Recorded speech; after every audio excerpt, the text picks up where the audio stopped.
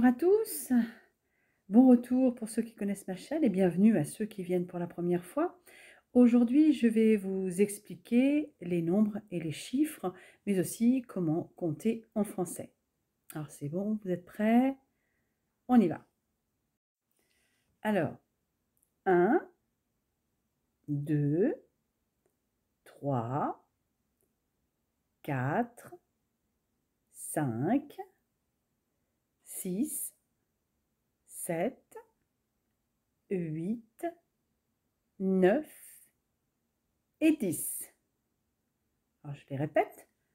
1, 2, 3, 4, 5, 6, 7, 8, 9, 10.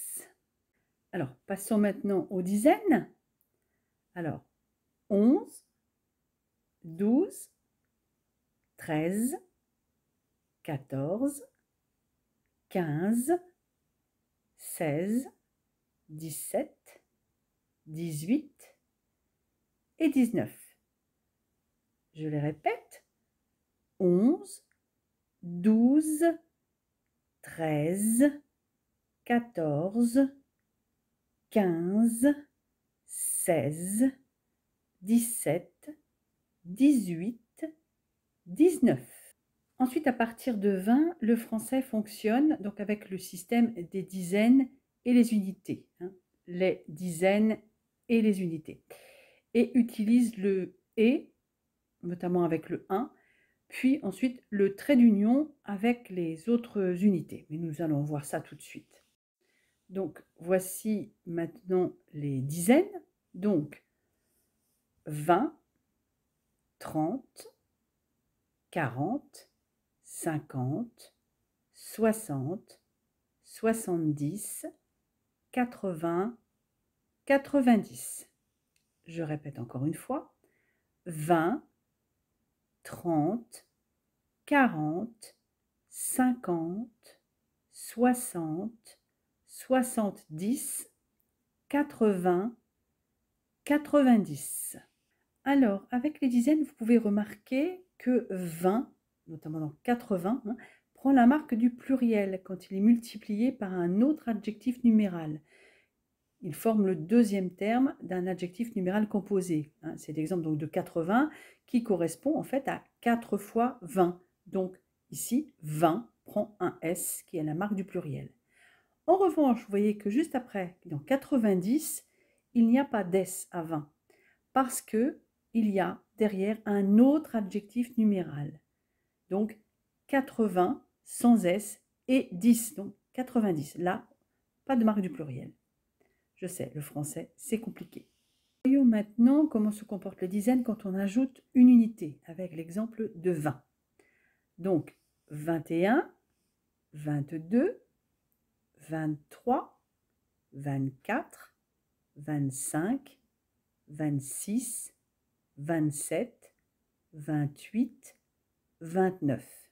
Je répète, 21, 22, 23, 24, 25, 26, 27, 28, 29. Donc vous voyez qu'il faut mettre la plupart du temps un trait d'union entre les dizaines et les unités, à partir de 22. Sauf quand elles sont unies par le « et c'est seulement dans le cas du 21. Toutefois, dans l'écriture, la suppression du trait d'union est complètement tolérée. Voyons maintenant les autres chiffres et nombres. Donc d'abord le 0, que nous n'avons pas encore vu, 0, Z-E-R-O. Ensuite, pour les centaines, bien sûr, nous avons 100, et ensuite donc 101, 102, etc. Donc vous voyez qu'on peut utiliser le trait d'union ou ne pas l'utiliser. Vous avez le choix. Au moins, là, pas de problème. Ensuite, 200. Vous voyez que 200, 100 prend un S. Le 100 se comporte comme le 20. Il prend un S lorsque le 100 est multiplié par un autre adjectif numéral, ici 2. 2 fois 100, donc 100 s'écrira avec un S. En revanche, dans 201, Derrière 200, il y a un autre adjectif numéral. Donc, comme pour le 20 de 81, 90, eh bien, il ne prendra pas d'es. Donc, 201, 202, etc.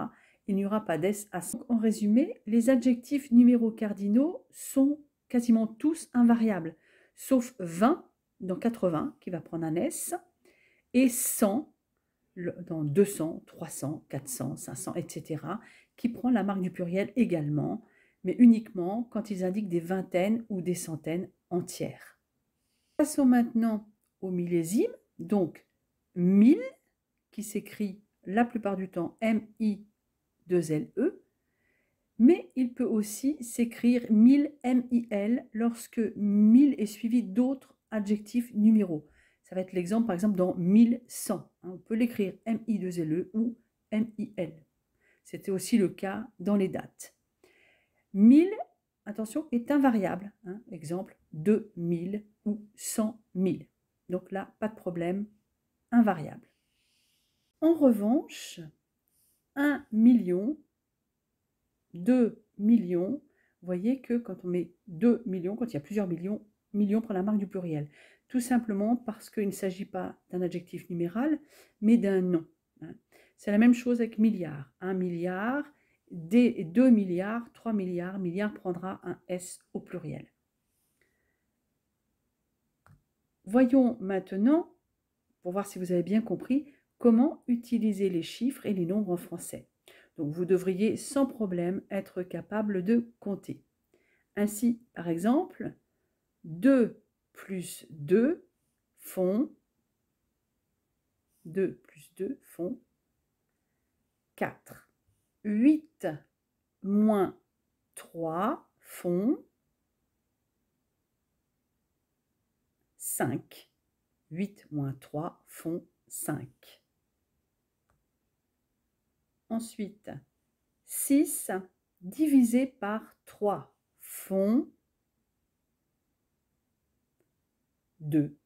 6 divisé par 3 font 2. 9 plus 5 font, ou égale, 14. 9 plus 5 font 14. 8 plus 9 font 17. Alors maintenant, 20 moins 13 font, et oui, 7. 20 moins 13 égale 7. 4 fois 6, ou 4 multiplié par 6 font 24. 4 fois 6, 24. 5 fois 9, ou bien 5 multiplié par 9 font 45. 5 fois 9, 45. 8 fois 7, ou 8 multiplié par 7 font 56. Alors, et maintenant, 42 divisé par 3 font 14. 42 divisé par 3 égale 14. Voilà, ça suffit pour aujourd'hui pour les mathématiques. Donc j'espère que cette vidéo vous a plu et que vous aurez envie de revenir. Alors je vous dis à très bientôt.